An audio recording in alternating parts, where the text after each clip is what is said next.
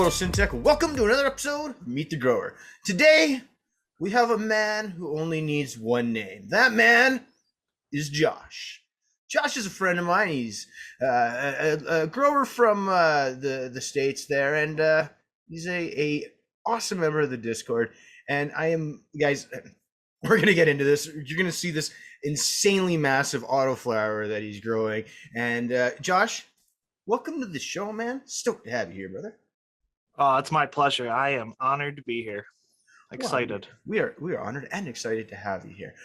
Before we get into asking you a whole bunch of questions about how you grow such massive autoflowers, of course, a shout out to Mars Hydro, sponsor of the channel, and a little love to ILGM because we're going to actually be talking about a very specific ILGM plant that you're growing. And guys, link below if you do want to get into that latest ILGM giveaway. That being said, Josh, dude, stoked to have you here, man. Let's talk growing. Oh, it's like one of my favorite things. That's all I think about. Yeah, me too. Nothing but growing and maybe occasionally token and stuff. But, before we go too far into the growing and whatnot, I want to talk about you. Tell me a little bit about your history, where you come from and how you got to be where you are now. Well, I kind of found my love of weed and growing it when I was pretty young, like 14. I started growing it before I actually started smoking weed. Oh, really? That's interesting. Yeah, as a young man, I was one of those kids who sold candy in middle school and sold collectible cards, and I always had some form of a hustle going, and I found out that people like to buy clones. There you go. So at that age, I started my first mother, and I never actually grew any bud, but I had a bush in my closet and I sold cuttings off of it for a while, and it funded some of my habits in school. Nice little side gig for sure, man. That's awesome. I haven't really heard of too many people doing that, so that's definitely entrepreneurial of you. So from clones, where did things go from there? Well, I actually kind of did that for over a year. Okay. And I never shut my lights off 24 hours, so I never had any bud. And eventually my parents discovered that I had that massive bush growing in the closet that I'd never thought to, line with plastic or install ventilation or do any of that stuff to preserve the integrity of the structure, since I was just a young man messing around. So I just ran my air conditioner 24 hours a day. And well, eventually my mom was like, "What is going on back here?" And she made me throw that bush out because I was destroying the closet, because I don't even remember if I had anything under it when I watered. Oh no. I was not a good kid. That's awesome. When I retired that, I didn't grow again for a few years, towards the end of high school. And then I kind of started this pretty hidden, secretive grow. I had a false wall built with a pop-out hidden panel and stuff. And that was the CFL days with a couple of 400 metal halide lights and high pressure sodium lamps on the good old magnetic ballasts.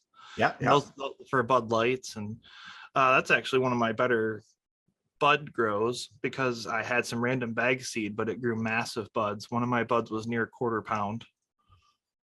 Holy crap, man. That's insane. It was shaped like an eagle. It had like wings on the side. It was lovely. People talked about that one for a while. Nice.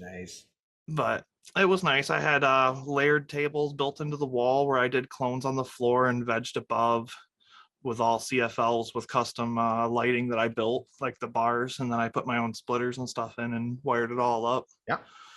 And I did that for a few years, and then life had other plans, and I ended up needing to move, and I ended up tearing all that down in about 2 hours and packing it into a truck and taking it away. So that was chaos. That was an adventure, yeah. Yeah, that was that grow. And then I had another grow like 5 years later. And that was actually one of my grows where I finally decided I was going to take this shit seriously. Yep. And I bought a top of the line LED. I got my first aeroponics table.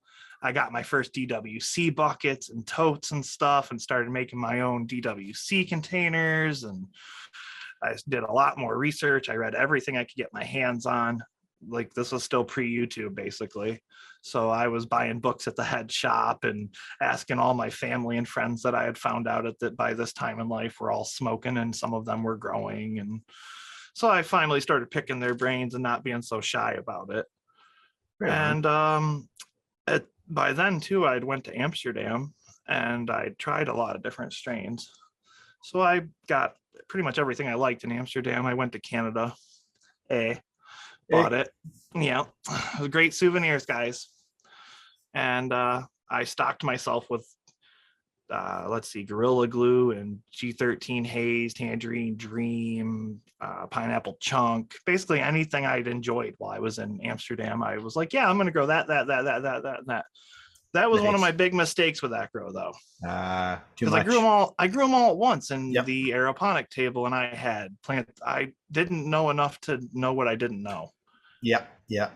And they were all over the place, pheno wise, for height and finishing times and what they wanted nutrient wise. And my table runs off a 55-gallon reservoir, so they all get the same food. I can't really make it strain specific, which is one of the downfalls for aeroponics. Right. Yeah, you're feeding everything the same. Well, I mean, it's no different than doing like a big fabric bed, because I feed everything the same too. True. Although it's a very different feeding method, and this is something that I definitely want to get into talking about because I haven't had too many guests on that run aeroponics. So why don't you speak to that a little bit, in why you really chose that as a growing method and how you've obviously been so successful with it. Well, I just basically did a lot of research on what I thought would get me the most plants, the biggest, the fastest. Okay. Because I just wanted to grow weed that you would put in high times, or weed Nice. that you would submit pictures to for a cannabis cup, or I don't know. I wanted big boots to fill at a young age. Yeah, jump in with both feet there into a big pair of boots too. So that's something I definitely want to touch on too, and it's just growing big plants.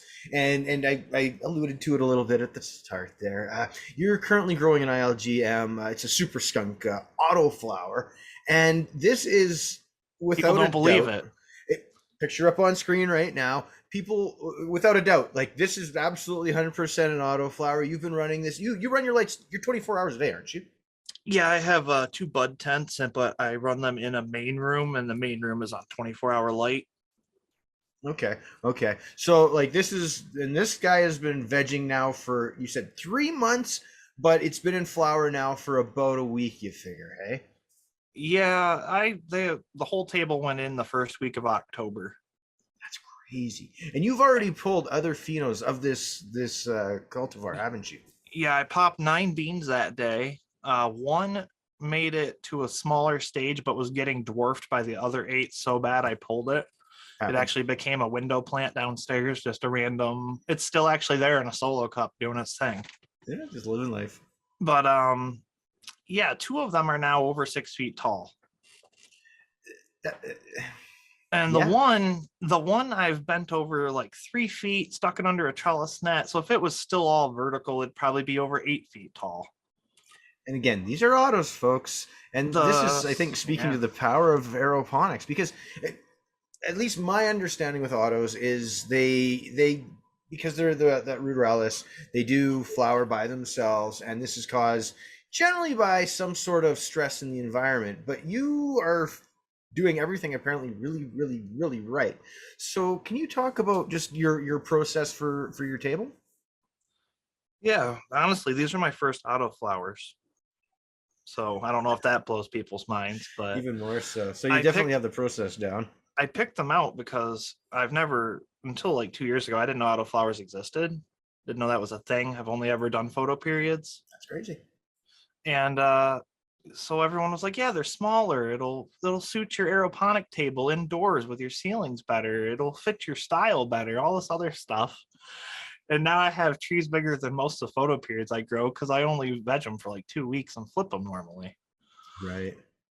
So that's, but aeroponics is not too bad as long as you start with basic water. I do run salts. I won't get into my brand, but I do pay a lot for it. And there's 15 bottles probably involved when it's all said and done. So a lot of you know who that is probably. Yeah, I think so. I think so. But you can't argue with results, guys. Well, that's the thing, right? I know what I'm getting every time. I don't even have to measure stuff anymore. I have a cup and I can just eyeball everything, and it's always within the right ppms and the right pH, so I can't complain. No, absolutely. And that's the one And thing I love those are about your the important things, though. Oh, Is 100%. Yeah, you got to keep your pH good for your strain, which is very strain specific, I find. You got to keep your ppms within reason, but people say 1500, but I often run over 2000. And again, that's still strain specific, but they don't seem to mind as they speak for themselves. Yeah. And the hardest part, honestly, is depending where you live, climate is keeping your water the right temperature. If your reservoir gets too hot, I find is my biggest issue. Right. So then what are you using for that? Do you have like a chiller system? Well, in the summer, I run a chiller system by pumping my 12,000 BTU air conditioner through a vent fan directly at the reservoir. That'll work. Through ducting. It blows right at the bottom of the and it circulates through the room that way. Basically, it hits the reservoir first, though.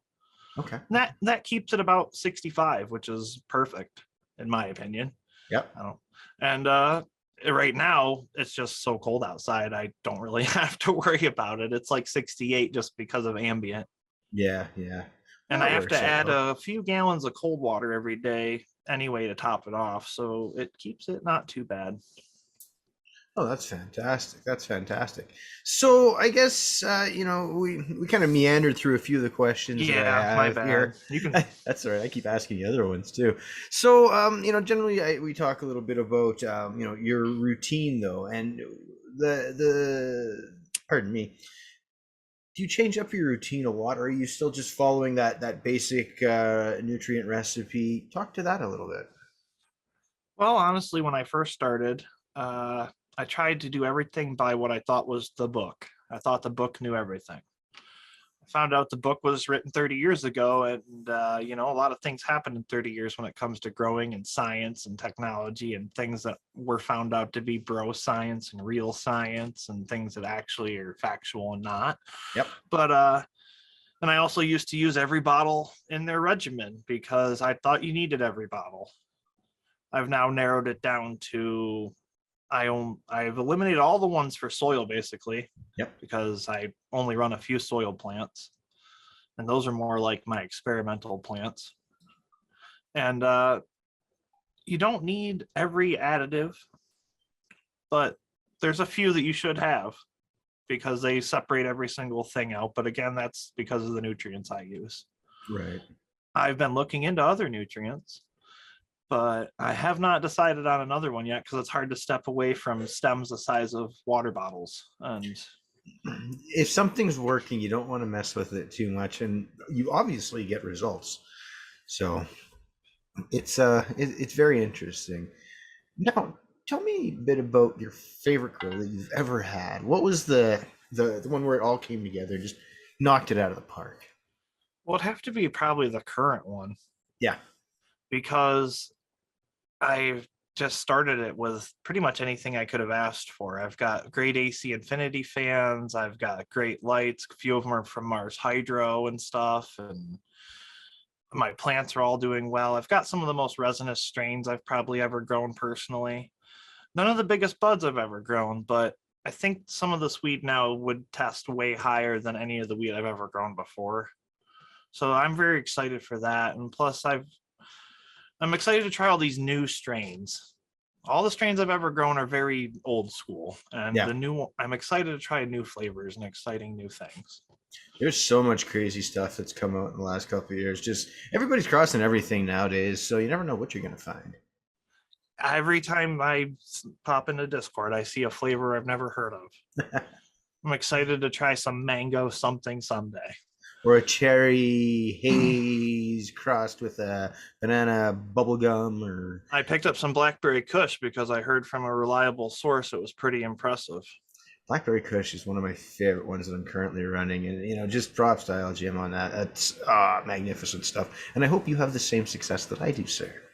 Yes, I have a few random strains in my current grow, but 80% of it is ILGM. Nice, nice. They do bring some fire. Yeah, I find sometimes with their stuff you got to hunt around a little bit, but when you find a gem, oh man, total winner, total winner. I need to try some more of their photo periods. This whole run was basically autoflowers, so I'd like to see something I could get a mother from. There you go. There you go. Yeah, it's the only downside to the whole autoflower thing is you might find the ultimate fire, but guess what? You don't get to keep it. So. Yeah, I got one out of that table that was just mind-blowingly impressive. I'm calling it my berry bush. It's probably got 50, 60 tops on it. It's going to be like probably 9 ounces. That's crazy, man. Crazy, crazy, crazy. My first super skunk off that table was 6 ounces, and it was like the small plant. So, hey, I'm hopeful. We'll see what happens here in about 7 weeks' time. Yeah, oh my goodness. What do you think the problem is that most experienced growers tend to underestimate is? Well, see, I thought that was kind of going to be a tough one for me. I feel like it's more grower dependent on what they think is an important factor to like their final product they're trying to achieve. If it's more for taste and flavor, or cash crop folks who are looking for a larger product or bag appeal, or more high THC, more over flavor.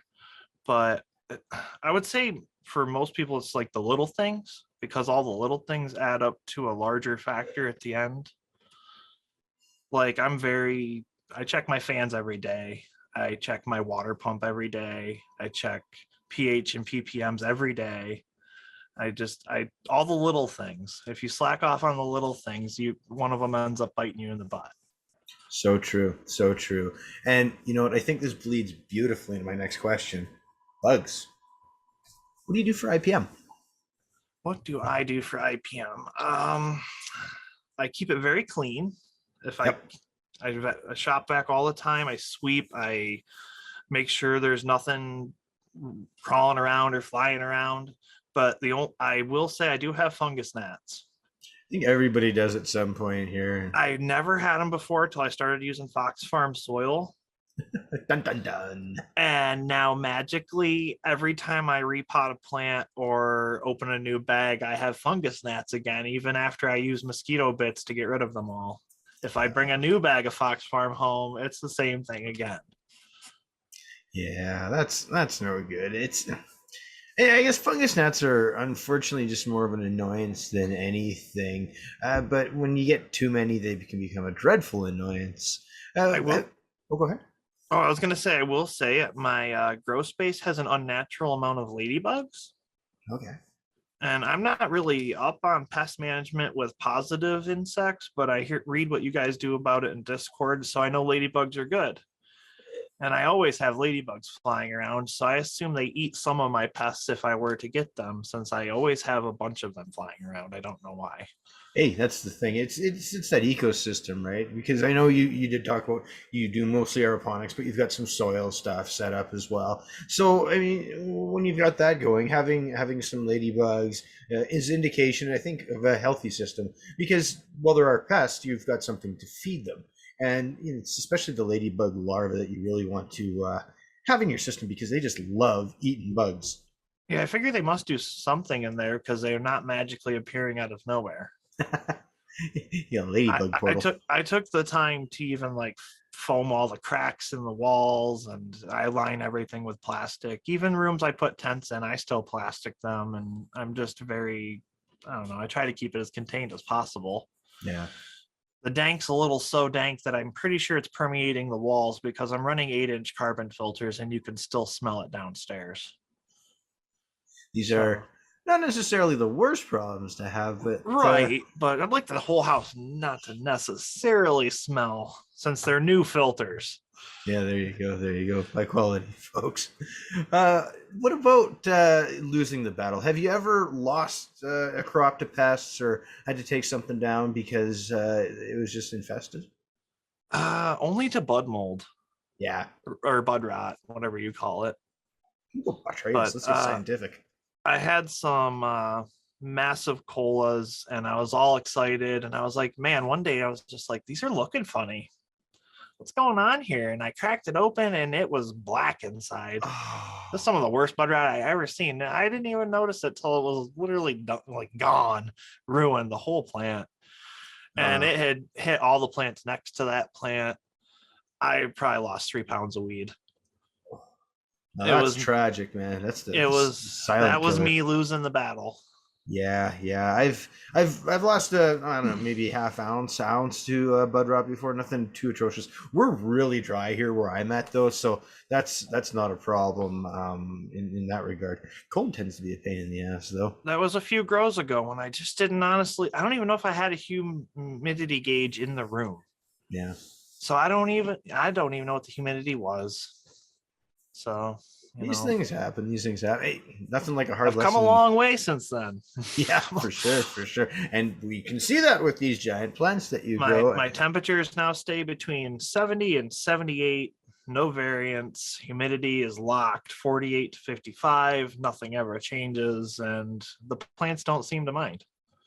Right on. So you kind of buck the trend of VPD there a little bit. No concerns in that regard?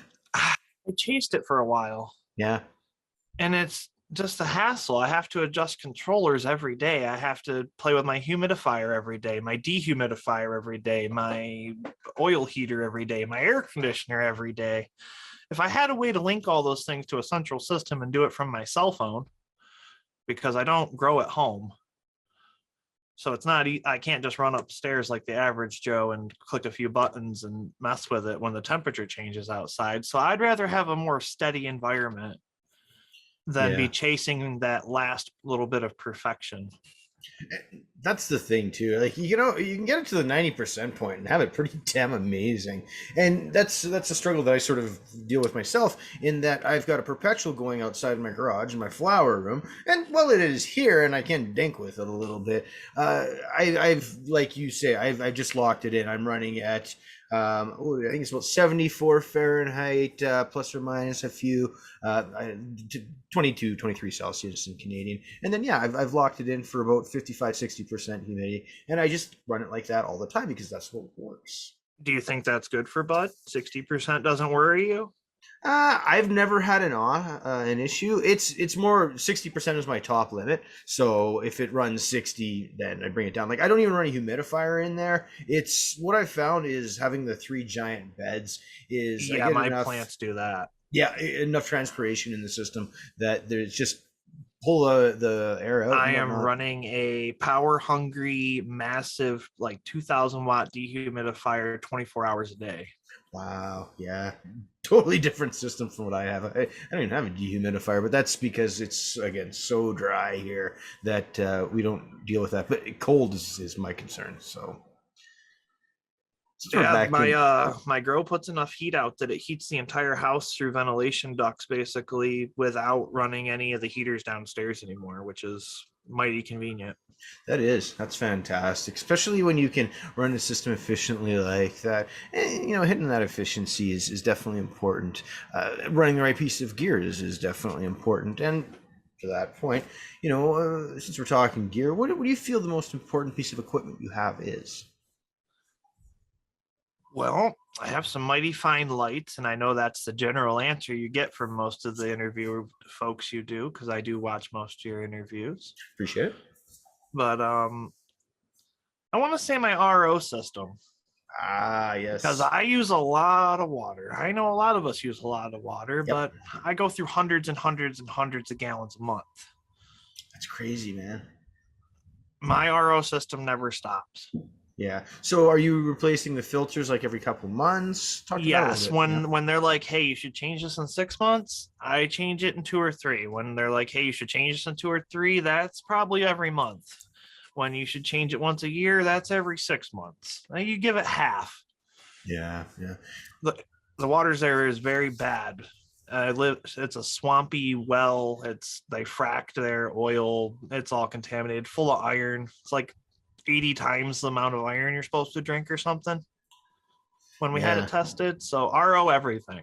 Yeah, for sure, for sure. And that really speaks to knowing your area, knowing your water, and then being able to accommodate for it. Because everybody's water is a little bit different in that regard. Some of us have chlorine, some of us have chloramine, some of us have contaminants that we have to be concerned about. What are your thoughts on the general stigma and how we can reduce that? Well, I think a bit more education on the whole topic about it, like health benefits, federal legalization would be a good start. So actual real science could be done on it. Mhm. Since I'm pretty sure only 2 universities in the US are legally allowed to do research on cannabis right now, I think it is. I'm not sure on that one. Yeah. Y'all can fact check that. Don't mind me, but Comment down it's below, a very folks. limited number, Yeah. and it should be more accessible to the common people to do more research on it, and the health benefits then could actually be found out instead of it being up in the air, a big gray area. I mean, a lot of people around where I live in particular only know what their parents have like told them and their parents told them, and our health books in our high school hadn't been updated in 30 or 40 years. How do those have any current information in them? Like, Yeah, that's not so good. Um, I just want it to become. I feel like if it became a more common thing than like going to the bar and drinking a few beers, like you should be able to smoke a joint or two and go out and enjoy yourself. 100%, 100%. Because some of us just choose that as our main method of recreation, even. I mean, we talk about this as being a medicinal plant, but some folks are pure recreation users, and that's fantastic. If that's what helps you enjoy and relax at the end of the day, that's the way it should be. What is your preferred method of enjoyment, Josh? Well, honestly, I've just always been a bong smoker first and foremost. I smoke a few joints here and there, but they're more my girlfriend's preference. Nice. I used to vape a bit, but it just seemed like a hassle trying to preheat my vape and waiting around. And then I feel like I'm wasting weed every time I dump the vape out. And I'm just, but you smoke the THC, but it's just in my mind. I feel like I'm wasting the weed. I don't know. So There's something left. yeah. So I just end up smoking it in bongs a lot. Right on, I'm a right pretty on. simple guy. I would love to get into dabbing, but I don't have a press and it's just not available to me. Yeah, it's yeah. It's got its upsides and its downsides, man. I mean, it's incredible flavor. There's that extra step of work. It really messes with your tolerance, but it's like just amazing. So, goods and Yeah, bads and ups yeah, and I downs. never really did dabs till like this last year. One of our good friends had cancer and she just smoked dabs all day, every day. Yeah. And so I did a lot of dabs when we hung out. And I could see how once you do dabs, you might not be able to get so high smoking your herb like you used to. Yeah, you just go through more of it, unfortunately. That's just the Yeah. nature of the beast. So, grow more. That's But the only yeah, answer. it was amazing though. Yeah. Getting back to talking about equipment, have you ever had a piece of gear fail and, well, take down a grow or, cause some serious headache? Yeah, that's one of the downsides to aeroponics is there's a lot more little pieces than a dirt bed. Yes, and I've recently found that out myself, but please go on. I have a couple water pumps, just like a circulation pump, a wave pump, and then the main pressure pump just for the reservoir. Mhm. So if any part of any of those goes bad, you have issues pretty fast. Because in aeroponics, your plants pick up your changes in nutrients within hours. Yeah. You see a noticeable difference with 40 minutes sometimes. Like if it's too salty, they are complaining and you will know about it. So if anything goes bad, they let you know in kind of a hurry. And then like the laser lines that run through the troughs of my aeroponics, they're like pinholes. I think that's why they call them laser lines, because I think it looks like they pop the holes in the lines with like a laser or something. Right, right. So any too much like root debris, or if you get a new nutrient and it ends up settling out or cause, that's why I run a circulation and a wave pump inside the reservoir, so to prevent settling out. Right. Makes sense. Makes But if sense. it settles out at all, you get those holes clogged. Next thing you know, you're in the channel wrist elbow deep. And I'm a big guy. I got big arms. My hands don't even barely fit through the little holes that you put the net pots in for the plants. And you're in there trying to poke little tiny laser holes with needles to get the debris out. And as soon as you turn the pump back on, it clogs them right back up. You get to do that for 12 hours. So that's always a good time. Yeah, yeah. A lot of maintenance involved in the aeroponics system. Aeroponics, a lot of cleaning, a lot of maintenance. You slack off, you pay the price. So I would say I've had fans catch on fire. Oh my God, no. I've had pumps die within 3 weeks of buying them, and they're like $200. And I'm just like, oh, okay. Yeah. Different brands too, reputable brands, cheap brands. Sometimes things just happen. Yeah, true. Let's see. I've had whole lines of product from different companies not pop. That's a big product failure. Yeah, no, fair enough. And that's something that I haven't really talked to much about. Really, period, is just, what do you do when your product doesn't germinate properly? And I think that really speaks to the breeder a lot too. Yeah, it's definitely how they handle that. Yeah.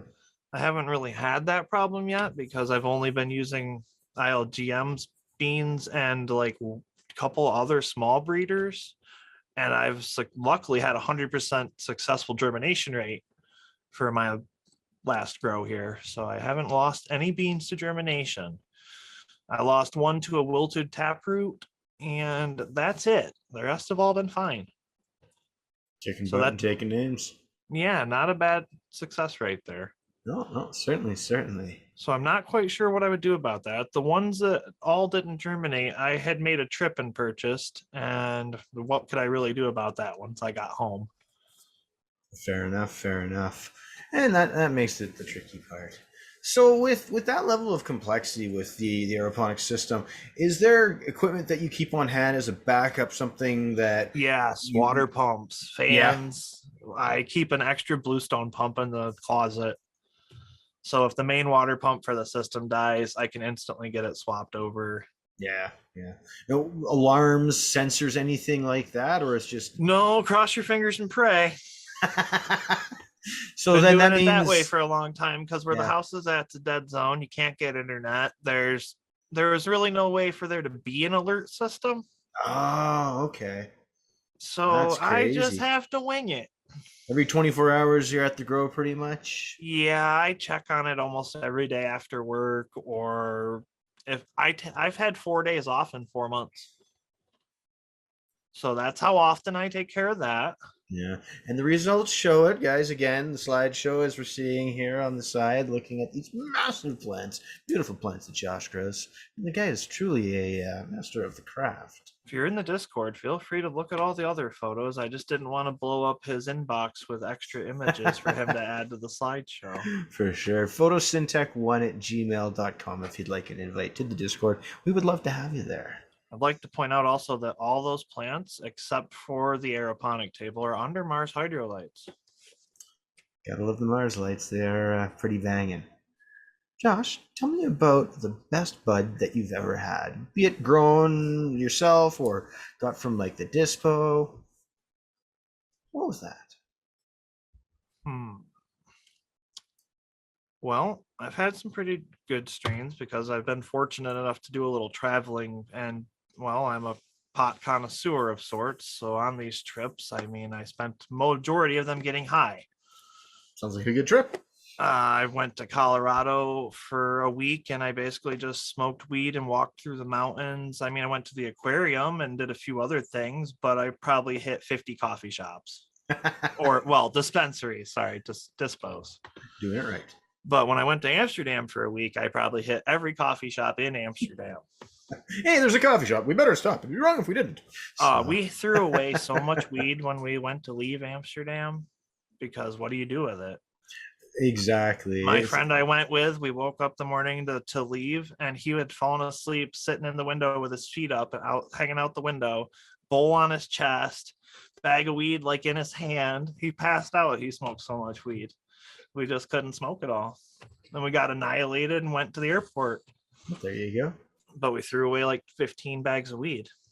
Yay, that's crazy, man. That's crazy. I've never been to Amsterdam, but hopefully one day I'll get a chance. Sounds like it'd be a hell of a good time. It was. They're trying to actually get rid of tourism cannabis, though. Yeah, and you know what? I think that probably makes a little bit of sense too, because back in the day it was the spot to go, and I just dropped my pen on the ground in case anybody's wondering what that sound was. But it was the place to go. And nowadays, though, I mean, Colorado, anywhere in Canada, it seems, lots of places in the U.S. are getting the legalization. Things are changing, so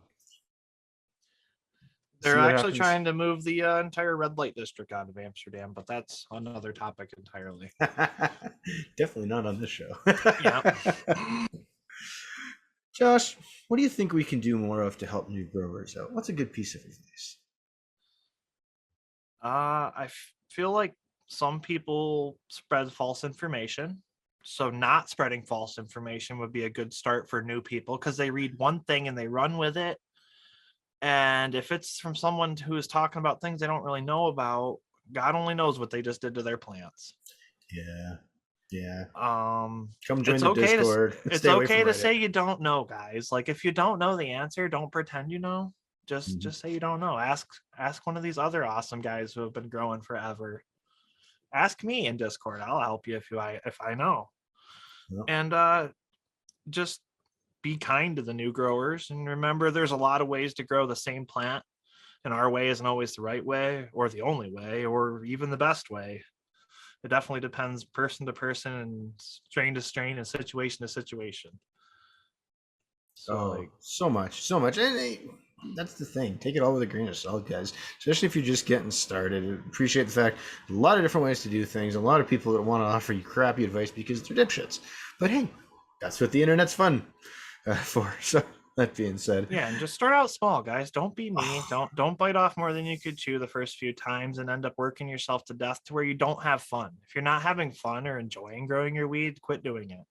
That is a great piece of advice, because the grow room should always be a place of relaxation and enjoyment. I've overdone it a few times over the years where it became torture. Self-inflicted torture, but still torture. Trim Jail's a real bitch, isn't she?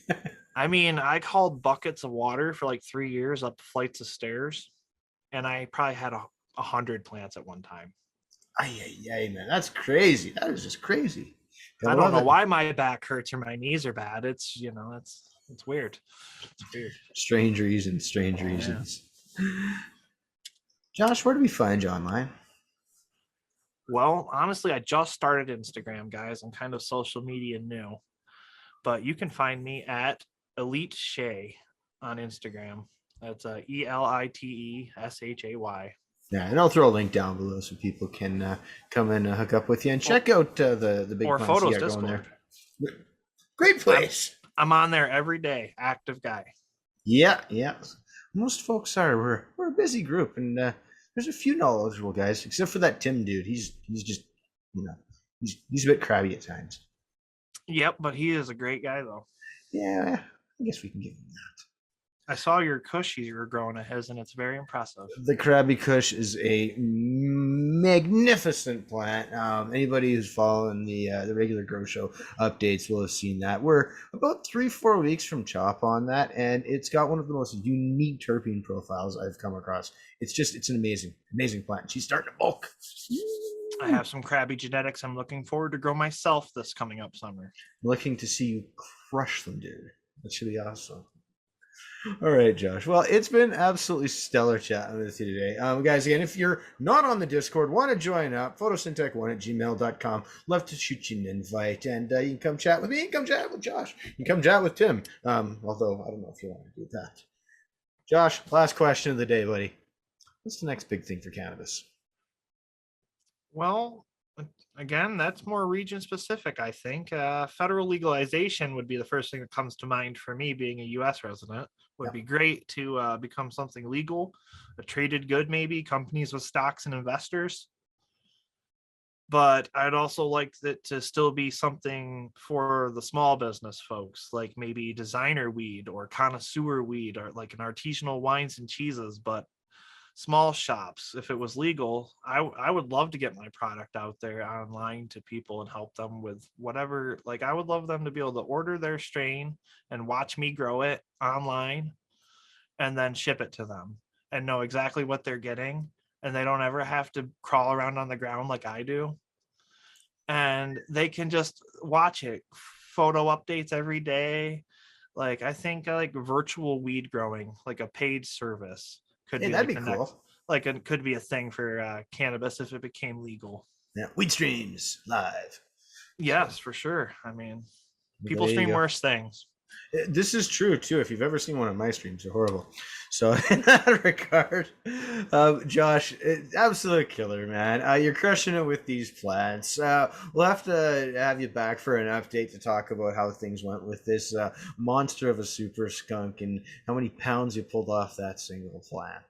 Well, I'm debating chasing it down with the weed eater because my ceilings are only so tall. The struggle is real, man. There's always something, isn't there? Yeah, there's worse problems. Definitely, definitely. Well, that being said, guys, go follow Josh on Instagram. Come check out the Discord. We'd love to have you there to chat with us. I'm Matt. This is Josh. We out.